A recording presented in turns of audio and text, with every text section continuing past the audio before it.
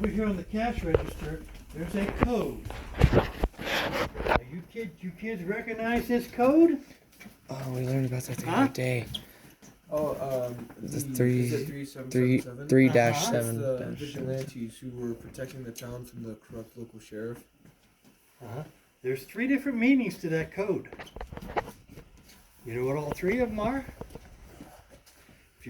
First meaning is if you come home and it's written on your door. You have 3 hours, 7 minutes, and 77 seconds to get your bags packed. Cool. And get them loaded on your horse and get out of town. If you don't, meaning number 2 comes into play, is where you're going to end up at. In an area 3 foot wide, 7 foot 77. You know what that is? Grave. That's your grave, right? A little more than 6 feet under, but yeah, okay. Well, that way you're 6 foot under. You got to figure the body. Yeah. Oh, okay. Yeah. See? The top of you is 6 foot under. Yep. That code is in plain sight on the rear quarter panel of every state highway patrol car. It's also on their patches and badges in the state of Montana. The reason why it's on there is because when State Highway was formed in 1956, they were honoring the Freemasons. The Bible they gave out to the head Masons of the chapter. And he proceeded to tell me the Masons version of that 3777. According to Mason's law, you have to have a minimum of 7 head Masons from 7 different chapters to discuss a problem. The story has it that 3 head Masons found out about a problem here in Montana. They came and they contacted 4 others to have a quorum to discuss and take a vote on the problem. When they got done, they invited 71 more Masons to take a hike. And on the return trip from upstairs, they brought natural light all the way down here. And canvas and cloth ceilings like this were a fast, quick way of making more usable retail space. Can you kind of picture how these lower level sidewalks worked? Going out and traveling all over? Okay, if you can. Do you have any questions on this? Why do you not have access to that anymore? It's been filled in. The lower level sidewalk out here has been filled in. The city, in their wisdom, when the sidewalk started caving in because the town died, the fast way to fixing it to make it safe was just to put steel plates or brick off the windows and fill in there with dirt. And that's what they did. There are just bits and pieces of it left. We're going to be looking in one section of it, and we're going to be standing in another section of it in a different area. Do you ever think they'll excavate more of it? The city won't allow it. No. But they are saving what they can of what's left. In fact, that lower level, that picture of that sidewalk right there was saved in 2003.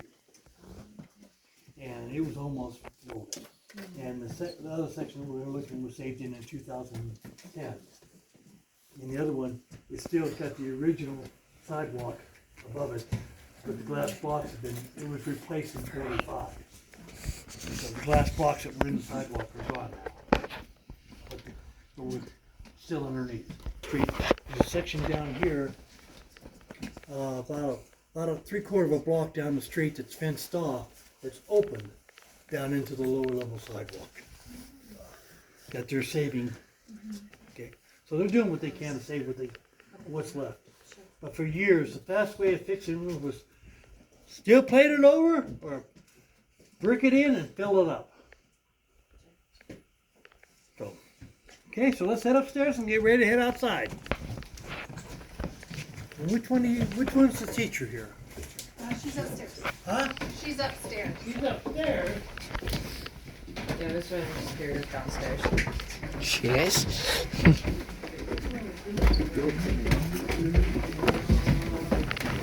When's that, I wonder? Did you ever see the movie The Current Wars? Let's step outside. Current Wars.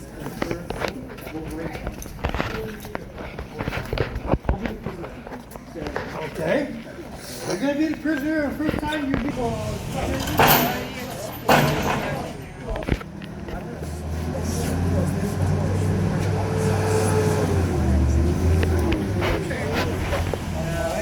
We got a couple volunteers to be prisoners. Who's gonna be the first? If you're gonna be the first prisoner, we're gonna do to him what they did to prisoners back in 1920. Okay? Let's get going here. Here, bro. They're gonna handcuff you to the nearest pole. Okay? Then they're gonna go down to the corner and call for the paddy wagon to come get you. Okay? Sometimes it takes 2 or 3 hours. Our streets were 6 deep with people 24 hours a day. How many people seen you handcuffed to that pole? A lot. A little bit of public embarrassment there. There was a guy handcuffed to that pole over there when you got handcuffed. You know what? That paddy wagon come pick him up and take him off the jail. Ooh. Then they'd run by you again and go over here and pick up somebody else and take them to jail. Your name went on the bottom of a pickup list. So like I said, 2 or 3 hours, you were exposed out here, and everybody walking by could see you. Just looking at you funny. Well, they would know Can you that. imagine if your little brother walked by and seen you handcuffed to a pole? I think they need to go back to that. I agree. Maybe they ought to stop some of these idiots. Yeah. The building across the street here, okay. That building across the street. The bottom 3 floors of that building from 1899 till 1982 was the home of the Hennessy department store. West version of a Macy's or a Gimbel. The top 4 floors, that was the Anaconda Copper Company's corporate office.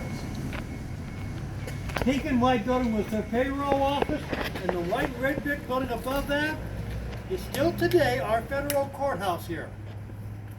But in the 1930s, that was a regional office for 5 states of the FBI. If you were a federal agent and you did something wrong, you'd go say, sir, I promise you I won't make that mistake. Just please don't send me to Butte. This was the Siberia for the federal agents back then. You notice how humped the streets are? Because the trolley tracks are still here. Underneath the asphalt is a granite cobblestone street. 6 inches wide, 18 inches long, and 1 foot down chunks of granite. Ooh, it's an expensive road. 90 to 105 pounds per block. Imagine what it took to lay the streets in Butte. Our curb here were 5 foot long chunks of granite, 6 inches thick and 2 foot down. 700 to 900 pounds per block. Why do they use granite? It was a common commodity here. All over. Yeah, the town sits on granite. There's about 100 feet of solid granite in between levels of all those tunnels. Yeah. Probably So hard to get even when they there. had that earthquake in Helena 3 years ago now, it shook us here in Butte, but we had very little damage. It shook us pretty good. Those tunnels are all filled with water now, so we had a nice little cushion. Okay, let's head down to the corner.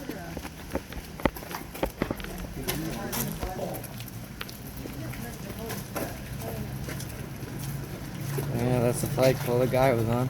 Holy crap, I was freezing my ass off. Thanks, motherfucker. The elk that I showed you the picture of, Yeah. it stood diagonally across this intersection. And the electrical lines ran underneath the belly of it. And the top of the antlers line up with the rim right below those 8-story windows up there. That's how big it stood. That was all copper too? Wood frame copper sheeting. 3-story wood roller coaster. Built in 1899. It was still in use here until 1973. 73 was built up. Where was it at? Right here? It is that today. Oh, It ate it up in 74. it got big enough. Anywhere you see a stairwell like this going down, there'd be a sign and a sign. One sign would tell you what you find down that way. The other sign would tell you what you find down that way underneath. This is where the barber shop, courier service, and Salvation Army all were. It was right down here. Do you remember that little tiny that canvas picture downstairs? That picture was taken right here underneath. Looking down this section, and that green fire door lines up right here. So I was looking from there through this section. There's your old marble fold. These buildings here, 10 of them, burned down. 1968. 1969, we lost 5 buildings right there. 1970, 4 buildings over that Blue Cross Blue Shield building here. 1971, the hole on that side of the Great Brick building. 72, where the Northwest Energy building is. You lost 70 buildings in 10 years' time due to what they call friction fires. You know what a friction fire is? Well, you don't connect all your buildings Policy together. rubbing up against the insurance policy, rubbing against the mortgage. Yeah, that's true. That also started an investigation into the corruption of the Butte Police Department and Fire Department. Because they made no arrests and had no suspects.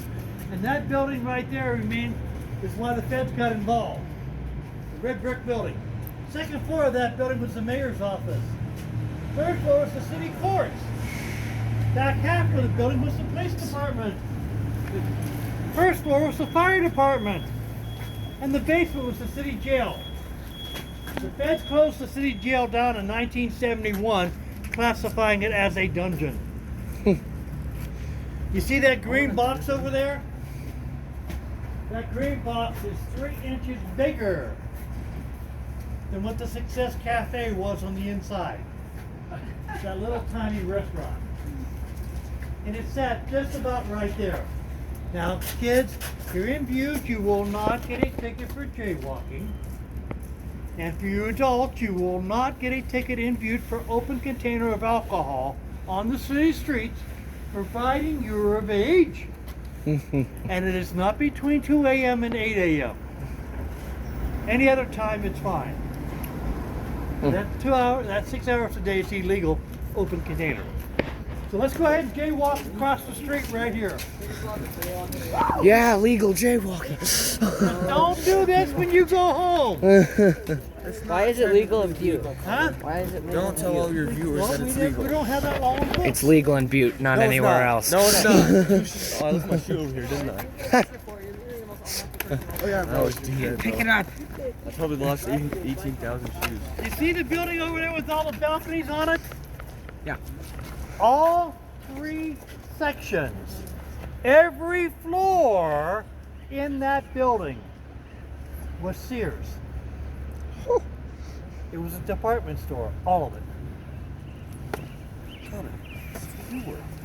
Oh yeah. That's where you came The from. fire department was right here. When they were horse-drawn fire trucks, they had those horses so well trained that when the fire alarm would go off, all the stable hand had to do was open up the gate. 6 horses would run up this alley. They would stop right there. On the way up the alley, they would match themselves up with their proper pulling partner. The very first 2 horses would go into the first bay. The next 2 horses in line would go into the second bay. And the last 2 would go back in the first bay. The first bay held the tanker wagon. 4 horses to pull it. The other bay had 2. Was a pumper wagon. It only took 2 horses. 2.5 minutes time they had the horses hooked up and were on the way to the fire. From the time the bell went off. And the entrance to the city jail was down here. Good, folks. I think that's good. He's opening the door. You probably just got shot right now. What would you do? Run. Kind of lacking a lot. Can we go into the dungeon? We're going there. Yeah. After they Yeah, got not you free off the to fail. pole now, they would bring you over here. There used to be a curtain. The curtain was pulled down. The officer could not take you into the booking office. You know why the curtain was pulled down? So no one saw what was inside? Huh? So no one saw what was inside? No, so nobody would know what was going on inside. Because they were re-educating a prisoner. You know what I mean by re-education, right? Educating. So they would put you into the temporary holding cell right out here in the alley, and you had to wait your turn. To get re-educated. Now, kids, this is an active doctor's office upstairs. There's the hinges from the old temporary cell. Come on in. Booking office right here. Sorry, I'm trying to get up front. Just want to keep the voices down because the doctor's office right there. Okay? That goes into the doctor's office. So slide on up so we can get everybody in. Somebody can slide over this way. You all don't have to worry. Somebody can slide over here. Like really old cigarettes. Okay. Last one in, please pull the door shut tight. I gotta have that door locked before I can go on. It's part of the doctor's requirements. Yes. Okay? Booking office, mug shots, fingerprints, and re-education. Now you go see the judge. Judge gave you 30 days in jail. How do you think you came down this set of stairs? She's got it, pretty close. You were very klutzy. There's the old saying, watch the first step. It's a doozy. Look at the top step up there. It's right on the edge. It's 2.5 inches taller than all the others. And the very first step down is a lot smaller, isn't it? So you missed the first step. That explained all your cuts and bruises that you got from your re-education. Because you fell down those steps. We didn't lay a hand on you. And there's the other old saying about city jails, is that I got thrown into the clinker. This was the entrance to the city jail. Keys and locks. Holy cow. Oh, he's got a skeleton key. This was an uninsulated steam pipe. So if you were tall like me, you could burn your head. If you were shorter like you back there, there's a nice little trip hazard on the right side of the doorway. So watch your head, watch your steps.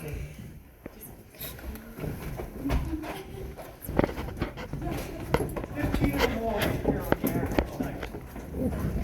Probably every drop in here face first.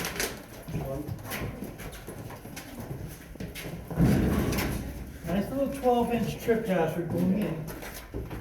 Go ahead. Come on, yeah. Brady, this is where you sleep. That's your pillow and everything. Okay, while I was in there, right? We got an old radio and TV. It's the donny. Don't touch It's the donny. Look at your pillows. I do not recommend that. Look at all the light. Look at all the names on the ceiling.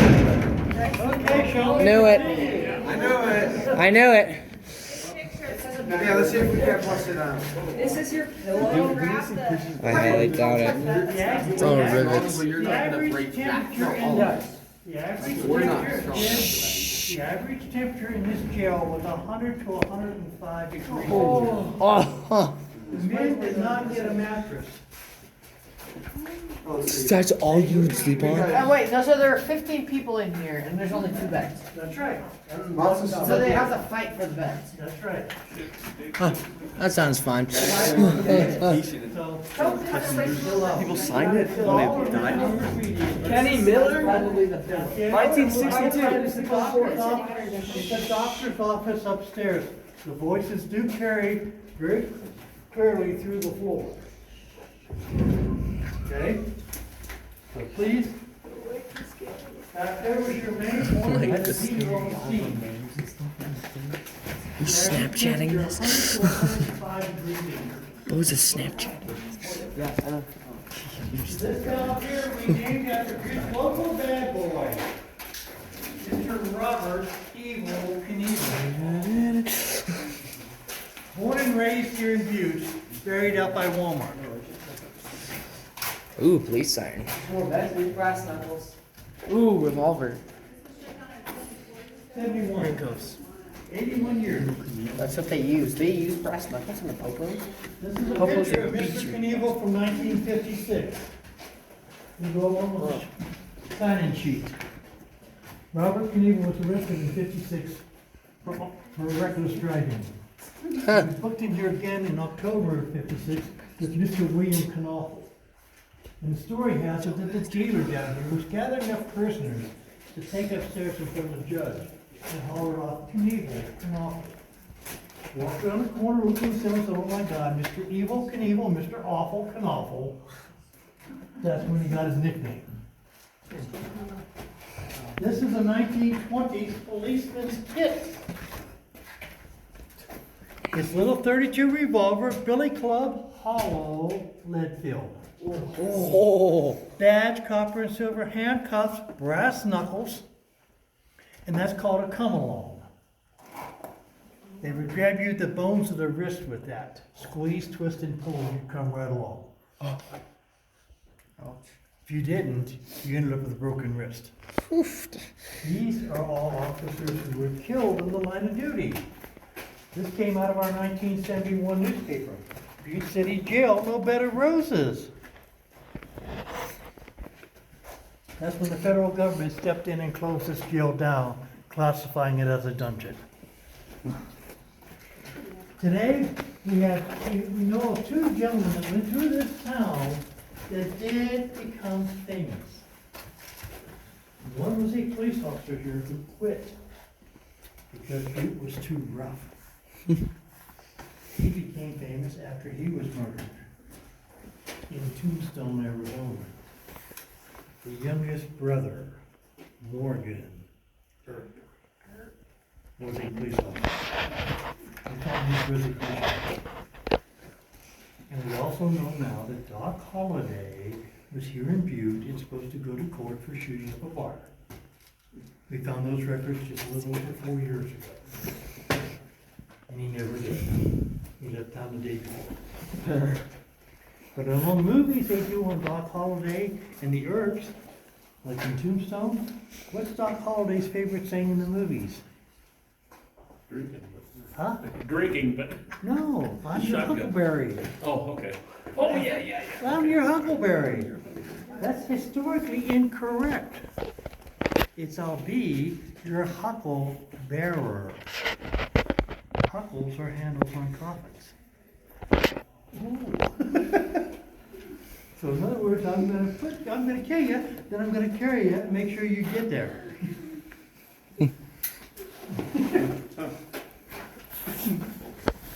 And they house the women, the drunks, men, and you know who goes in the next cell? Juveniles. Cody. Uh-oh. Don't look at me. Don't look at me. Kids. This is it. That's where. Oh, it's Tommy gun. It's a, oh, dude, it is a Tommy gun. 45 ACP. Oh my gosh, it is a Tommy gun. That thing is awesome. That's awesome. Things used to be issues that are now illegal for the police to even have. Each one of those gloves weighs 12 to 16 ounces. Oh. They're double lined, lead plate, lead shot. They had them on their side, they would slap you with it. If they had them on, they would punch you from the back. If you had your back turned to them, they had their gloves on. You know how they'd help the officer out in front of him? You're looking the wrong way. You would box your ears. You'd get hit with a pound on each side. Oh, I thought he was going. Then you got your 3 jail keys, handcuffs, leg irons, wrapped. I love the Tommy guns. They're so cool. 1920s policeman's whistle, your jailhouse coat hanger. Below that is your fingerprint kit, which they used to put around your neck for your mugshot. Then you got your, this club there is called a sap or a blackjack. It is a spring with a lead weight in the end of it. So if they hit you, they would stop short. And that spring would hit you and rear back and hit you again. You get hit twice with one swing with that lead weight. That is an actual 1928 45 caliber 50-shot clip. Oh, that's amazing. I want to shoot it. I want to shoot it. That, today they call it police cops, right? That stands for Constable on Patrol. Police officers refer to themselves as LEOs, law enforcement officers. What does the citizens, older citizens call them? It wasn't very nice. Hey, the police actually did that to themselves. Their original abbreviation was IPG, for integrity, pride, and guts. We just switched the two letters. Now, up to the late 70s, they called them the fuzz.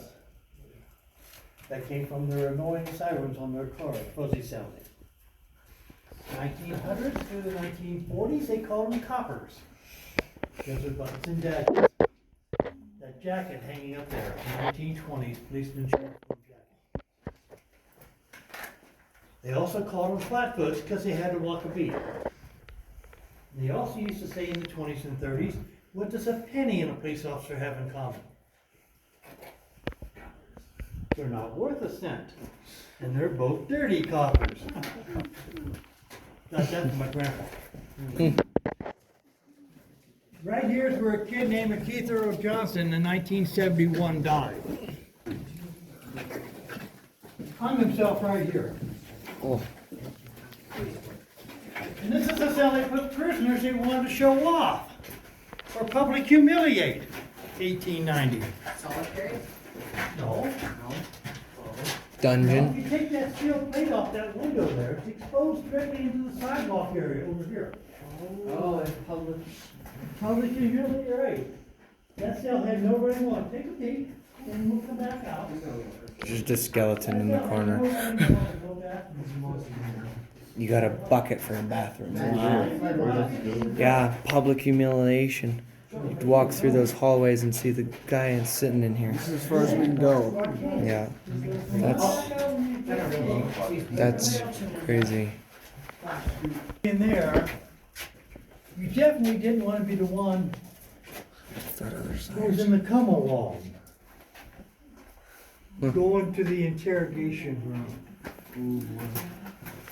Get out of the room. We're gonna interrogate this guy. I want to be interrogated. Look how easy I can get him to turn. Keep turning, keep turning, keep turning. Oh my. Have a seat. Oh, Oh my. Keep turning now. How do you got this? Okay, come on in, everybody. oh, is this the electric chair? Oh, is Is this the electric We're chair? gonna Yeah. Oh, interrogate it this totally guy. is. Where's the way? Slide on back so everybody can get in. He's getting electrocuted. Now they had one around your chest, your arms be strapped down, your legs be strapped down to where you couldn't move. And you know what the police would do next? No, they turn on their heater up here. We're gonna sweat the truth out of you, boy. Then they're gonna leave.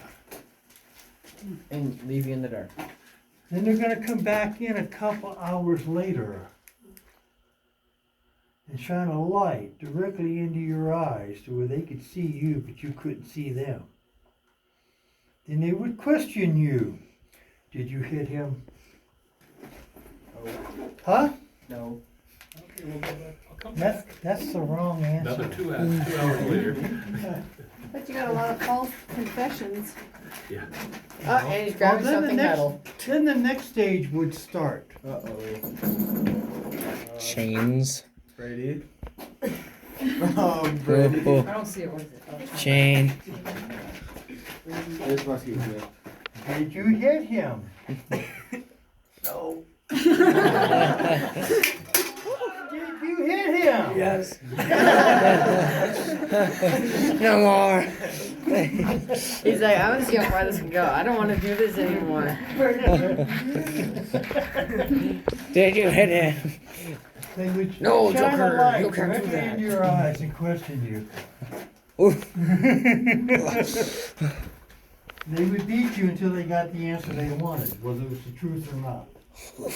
In this room, we found this chunk of chain, a pocket knife, a set of brass knuckles, and that poster right here behind me. Support your local police, be a snitch. 81 years this was in full use. And this is how thick the walls are, kids. Long time to dig Oh. And that's the sidewalk out there. So you're not escaping. You're right, you're not escaping. You're You not may digging get through the out. cracks, but you're not gonna get rid of the granite block. And then they can't hear you screaming. That's right, and nobody's gonna hear you screaming either.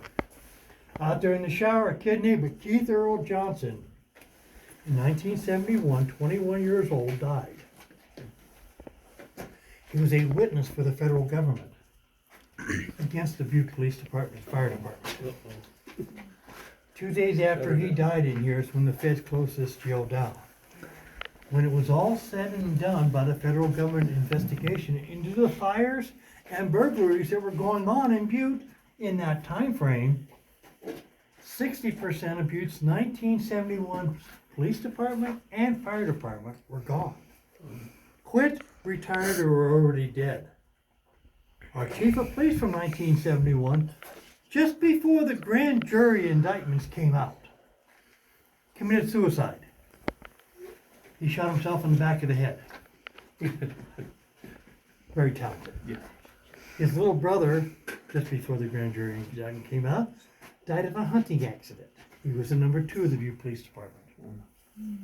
Shotgun blast to the stomach. Found draped over a barbed wire fence out by Rocker. And his shotgun, missing one shell, was leaning up against the fence. Yeah, that was definitely an Two accident. poles down on the opposite side. Dang it. Definitely an accident. And one Butte police officer did spend 15 years in the federal penitentiary. bird. Oh, whoops. Now, have you kids ever seen the movie Shawshank Redemption? Yes. That was filmed in the Ohio State Penitentiary, the original one. And they turned it into a museum. Okay. So right out there in that shower where Keith Earl Johnson Why are died. you cold? Okay. Any question? Huh? Okay. Yes, sir. Sir, yes, sir. Yeah, that's it. That's- Brady, you're not allowed to get up here. Yeah, true. Look at it in view. That was definitely poop. It's blood, Brady. Drain off the rivets off that, outside of that door to get that lock off. So we can make this key. Okay? But when we first came in here, this jail had been closed down since '71. That set of stairs was broken. Underneath that set of stairs, we found this. We also found a newspaper article that talks about a gentleman dying in the city jail and his throat was cut. And this bottle dates back to that same era. Ooh. And it was found underneath that set of stairs. Now, when we were talking about Kilroy was here, well, over the years after World War II, in certain aspects, the Kilroy got changed up a little bit. More to the jailhouse graffiti.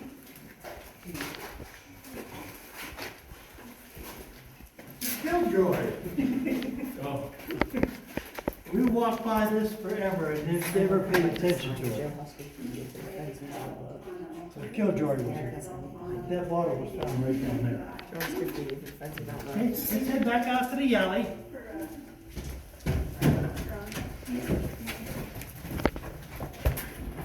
It's right there. It says there's it goes down right there. It ties the back of these two buildings together. There's your emergency exit out of the speakeasy. Right by the jail? It's probably more likely the private entrance for your mayor, your police chief, and your judges. Yep. Right across the alley. We found records of it being raided by the feds, but not by the local police. We also found a newspaper article from 1928 that talks about the G-men, government. Arrested No. a gentleman here in Butte for bootlegging. Make his illegal whiskey during Prohibition at 20 North Main Street in the second floor.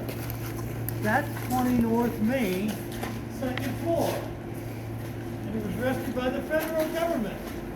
Again, not by the Butte Police Department, right across the alley. We're gonna head around there and head into that speakeasy.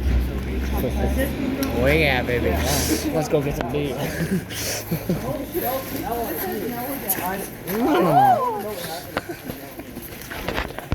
It's phasmophobia.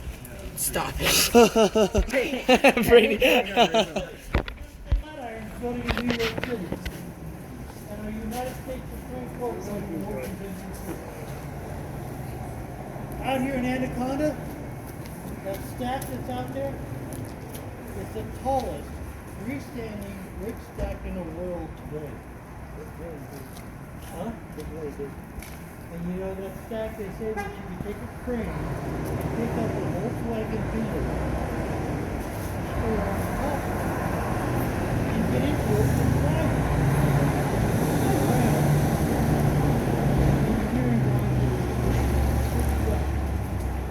And if you had a crane big enough to go to Washington, D.C. and pick up the Washington Monument, it would fit inside of it. Completely high. He was also one of the engineers that went to Panama and helped build the Panama Canal. Again, that tells you what kind of town this was back in the day. Blue canopy, down 2 blocks, and 2 blocks down there was Chinatown. 3,500 Chinese. Other section over here, down 2 blocks and 2 blocks down there was the red light district. This building here, $10 to build. The cornice is copper. Tile face. The tile facing came from Cincinnati, Ohio. It's Rookwood Pottery. This was originally the Grade Butte Shoe Store, which sold off to Red Wing. And this was originally the entrance to the Rookwood Hotel. That's why we named it the Rookwood Speakeasy. The floor here is what they call mosaic tile today. But back in 1912, it was called thumb tile. One little square at a time. No. And once I open up this door, you'll see another reason why the building cost so much to build. Alrighty.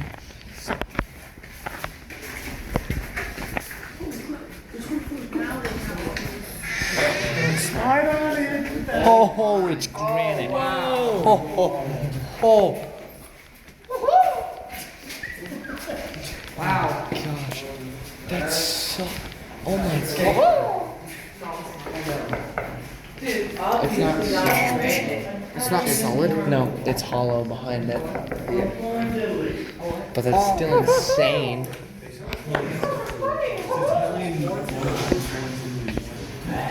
Even the stairs are great.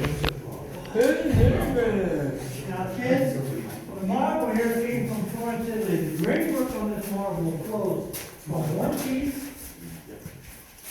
to the next piece, around the corner. It's a continuous pattern all the way down the wall. You take a sheet of paper, you fold back and forth. That's the way this marble was cut, put in here in 1912. And it came from Florence, Italy. And they also brought some silver back.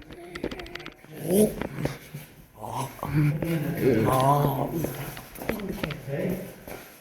In 1912, if you were here in Butte and it was raining outside, you did not want to be outside in the rain. Huh? No. You're not wearing 1912, you're a nice white shirt. You have on, you turn gray. Because of the pollution, all the smoke in the air. And if you got soaking wet, you would go home and take off all your clothes. And you would wash them immediately. You didn't hang them up to dry. If you did, you hung them up to dry and you washed them a day or two later, you know what you would have? Gray clothes. Huh? Gray clothes. No, you have what they call Sunday go meeting clothes. You know what that is, don't you? You got a pair of them on. They'd be holy.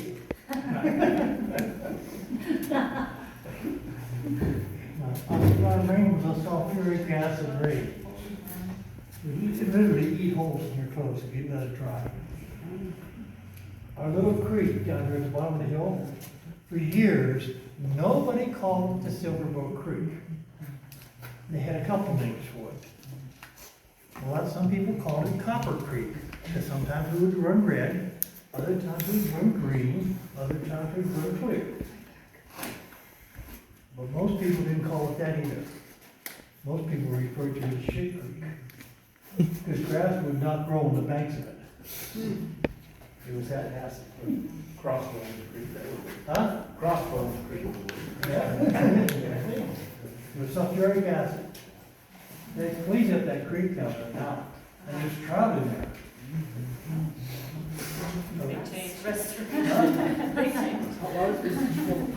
And the mining operations here killed the Clark Fork River, clear to Missoula, 120 miles from here.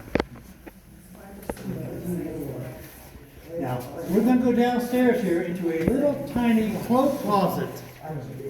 Okay, that little cloak closet we're going into goes from this column to this column here, and from right here to about right here is all the bigger the room is. It's not a very big room. So when you go into that room, the first thing you're gonna see on the wall is a mirror. So it's a lady, you're gonna take off your fur coat, and you're gonna hang it in the coat rack underneath the stairs, right? Then you're gonna fix your hair and your makeup, gotta look nice and pretty. Then you gotta knock on the door on that wall. Then you're gonna open up a little flap in that door, and they're gonna tell you to speak easy, speak softly. Tell me your code word, but say it softly.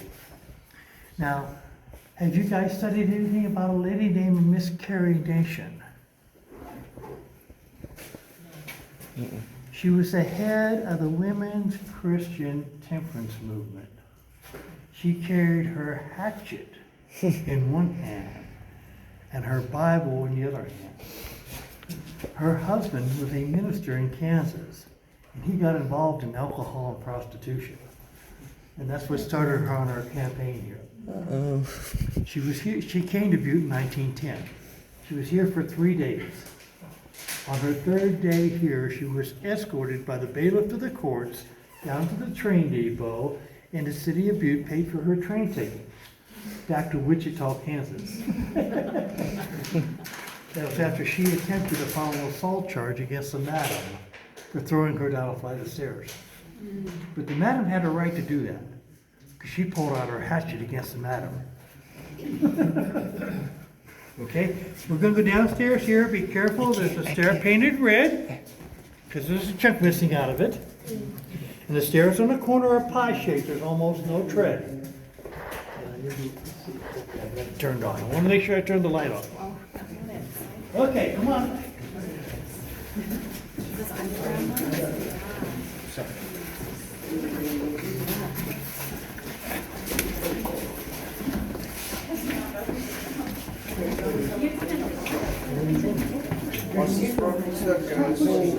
Hang up your fur, fix your hair and your makeup, and then we talk.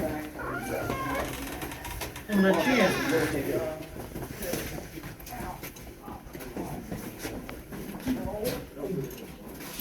Oh. Oh.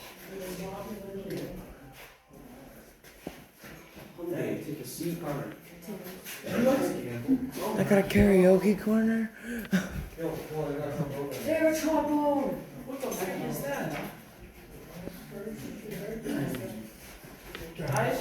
Oh my gosh, this is awesome. 3.5 inches thick solid wood.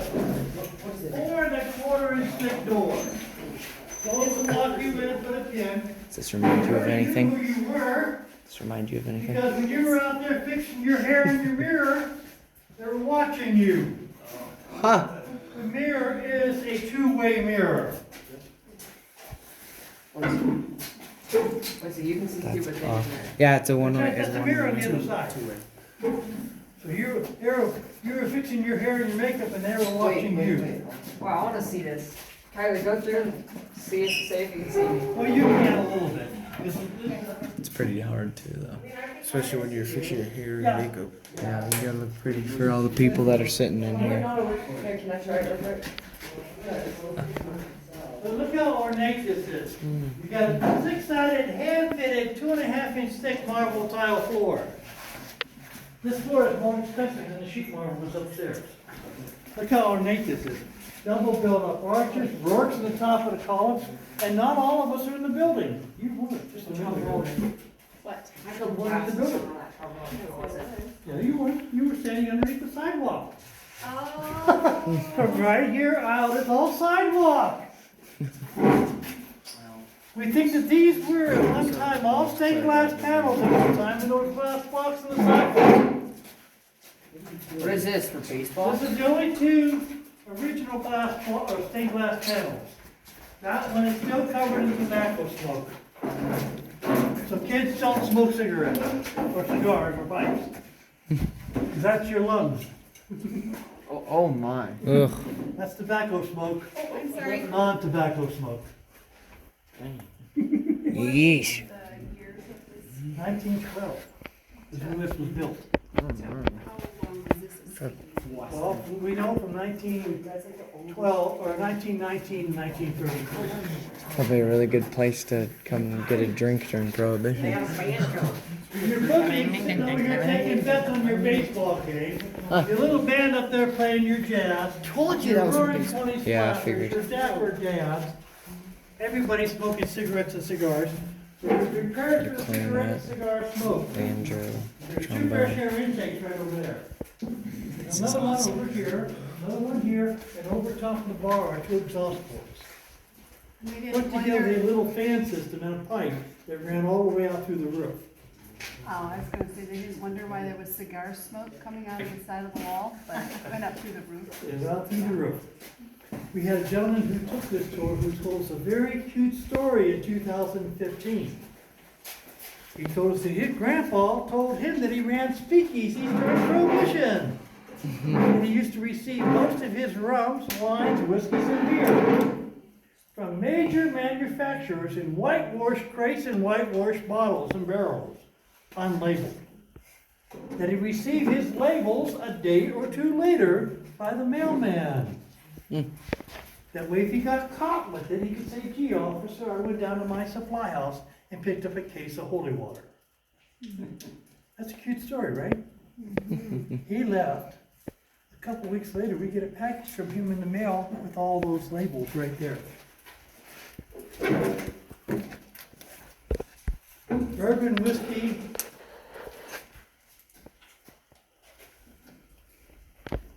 There's rums, scotches, wines. We had those labels analyzed, and they all come back to Prohibition. The inks and glues did. When we went back into the wooden crates that we found two of them that were white. You can still see the white tin in the wood. So you couldn't hear this walking They over the didn't worry top? about noise.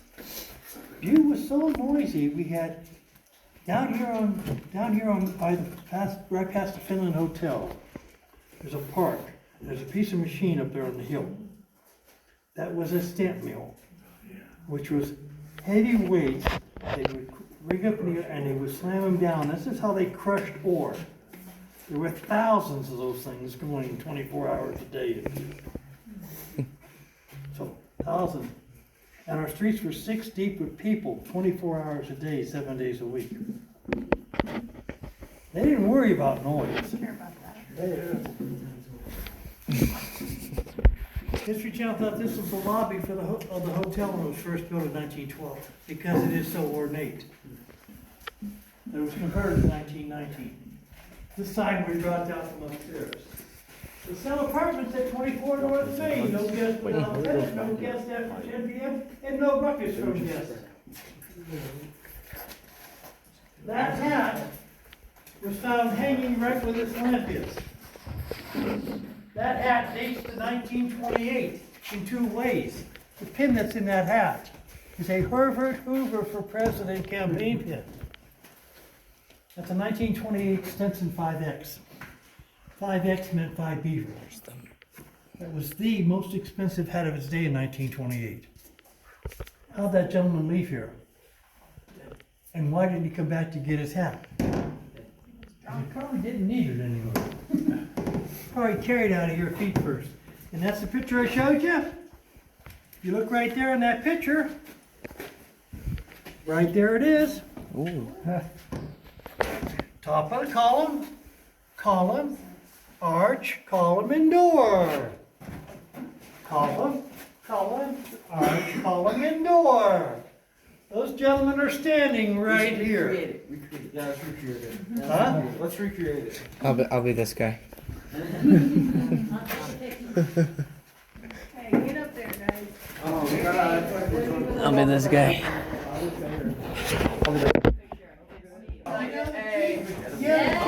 Whoa, wait. Hey guys, you know, the chief of police couldn't get caught in here, so he ran into the bar, or into the bathroom, and left. Because it wasn't illegal to drink. It was illegal to manufacture and sell. And this was being raided by the feds. So all the clients out here Technically, would if be you told got to go caught, you could home. still get arrested. Go home, go home. Go home, you guys, because we're gonna arrest the bartender. Teddy did it. It's Teddy. Teddy did it. He's got it. It's Teddy. The only ones that go to jail would be the bartenders. Right on, boys. And you, as bartenders, could pay an on-the-spot $200 cash bond and not even go to jail. Well, I'm broke. You're gonna be one of these guys right here. Right here, 25 federal men make biggest one-night haul known to Butte. 33 alleged joints were raided. Owners arrested, liquor spill. 150 gallons of whiskey. 1,500 bottles of beer, 130 gallons of wine were destroyed that night.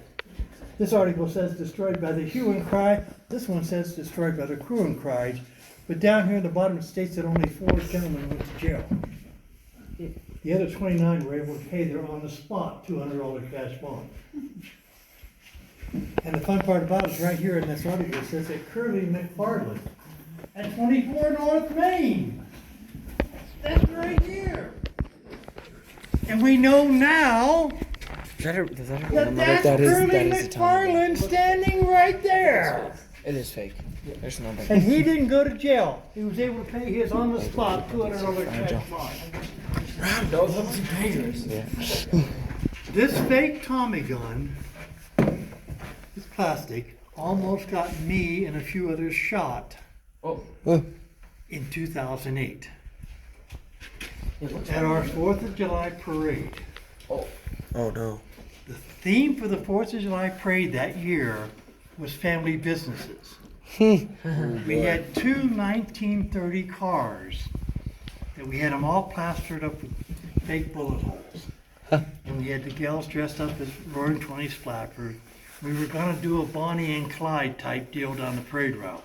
Oh no. That was we were gonna do the shady side of family businesses.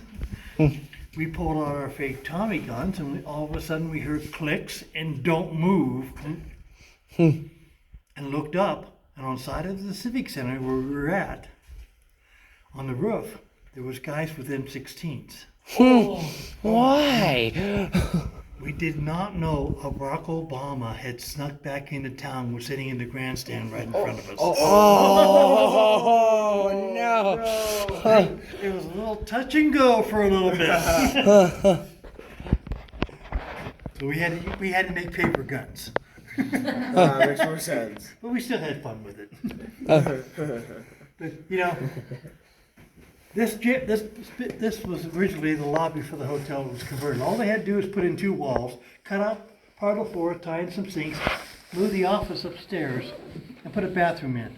But the bathroom that's in this building, in here, is a very unique bathroom. Let me guess, to let you go outside. Huh? No, it's a real bathroom. It has a wooden tank with a copper lining in it. And on the back side of that tank it says P.T.J. Crapper. Thomas John Crapper invented the flush toilet. That's why you say you take a crap. So the old saying, I'm going to the John or going to the Crapper. Yeah. It still works when we have the water turned on. We don't have it on right now. How'd you get out? Through the emergency exit, which was a private entrance for your mayor, your police chief, and your judges. I'm gonna get behind the bar. And you know, Just keep me good. there's another word that we use today that we have traced back to the 1400s. And it wasn't a word back then. It was an acronym. Pilgrims, when they were first coming to America, were afraid that the soil here was not going to be good for the seeds that they were bringing. So you know what they did? They loaded up bags of manure and put it in the cargo hold of the ship so they'd have good fertilizer when they got here. On the way here, that manure started stinking up the whole ship, right? So what did they do? They took and stuffed all the cracks to the cargo hold shut. So they were trapped in stink, right? Well, they ran into some storms on the high seas on the way over here. And they were afraid that salt water had gotten into their seeds and ruined them. So what did they do? They opened up the cargo hold and they went down in there with their little lanterns. Oh, no. Manure creates methane gas, Oh no. blowing up the ship. The shipping companies got wise to that problem. We're still going to ship manure. That's a product that salt water is not going to hurt. So we'll always get our money out of it. So from here on out, every bag of manure will be specially labeled. And not a single bag will be allowed to be put in the cargo hold. You'll have to be lashed down on top of the highest deck on the clipper ship. And you know what deck that is? The poop deck. That's right. Oh. And every bag will be specially labeled. Store high in transit. The first letters. Oh. That took so long to figure that out. I got it almost. Yeah, way to brag, Kyler. The miners here in Butte never said hello. And they never said goodbye either. They had a saying for that. For hello was how's she going? And for goodbye, they always said tap her light. And that was for tapping in the dynamite into the hole that they had drilled, tapping it in gently because they used a steel rod to push it back in. Tap it in gently so they didn't tap it too hard and create a spark and blow themselves up. Boom. Or blow the spike through the drain. Boom goes the dynamite. That's right. So gives you an idea. Now we're going to go through here. It's a little hallway out there. There is one of the 6 steels out there that were found with the self-polishing liquid wax bottles. There is a picture of Miss Carrie Nation. She was the head of the Women's Christian Temperance Movement. There's a sign out there that says, all nations welcome except Carrie. That was posted in Butte, Nanticoke before she ever got off the train here. The Ku Klux Klan came to Butte. 1921 targeted the Irish Catholics. Uh-oh. That was a mistake. Yes, Huh. yes. At that time frame, Butte, Montana here had the highest per capita Irish population anywhere in the continental United States. Boston, 20%, New York City, 19%, Chicago, 17%, Butte was 29% Irish. So needless to say, the Klan never got a foothold here in Butte. But our Sheriff Jack Dugan told the Klan that they could wear their capes and hoods in Butte, if they dared. It just makes it easier for us to find you and shoot you down like wolves. So it gives you an idea of the craziness here. So we'll work our way through it, and the elevator that's out there is a May 1912 Otis. Otis Elevator Company was involved in the design and building of the elevators that were put in Titanic. Titanic made its voyage in April of 1912, and that elevator out there is a May 1912. I can't say it's the same, but it's probably something pretty darn close. So we'll work our way through there and back upstairs and outside. Just a little tiny hallway out here. This is.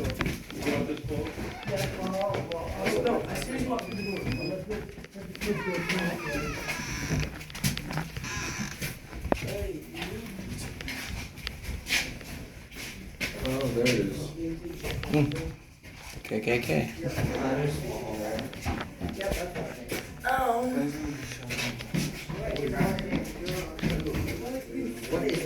Oh, this is the elevator mechanics. Alright, let's go. Look at this.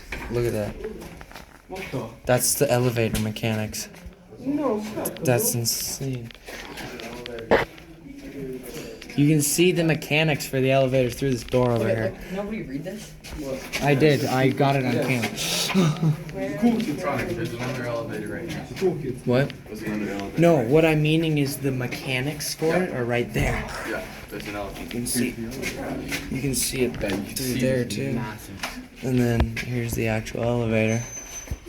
Weight capacity, 1,500 pounds. Got all the buttons, the bell. Going back upstairs. Pretty sweet. No Prohibition Act. United States.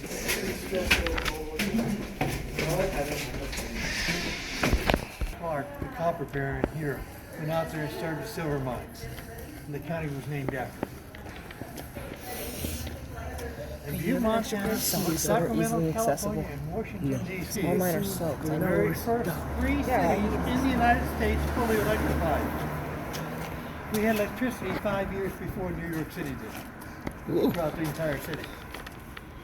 Even though in all the history books they talk about Edison lighting up the 2 square block area in New York City. That was in the spring of 1881. By the fall of 81, Butte, Sacramento, and D.C. were completely wired, the whole city. Gives you an idea of what kind of town this was. And we had all 5 major railroads here, 5 train depots.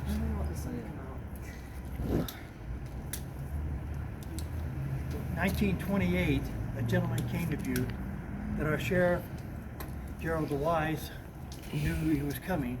He sent a squad down the train depot. He knew which train depot he was coming in on. He just didn't know what time. And that gentleman showed up here in Butte.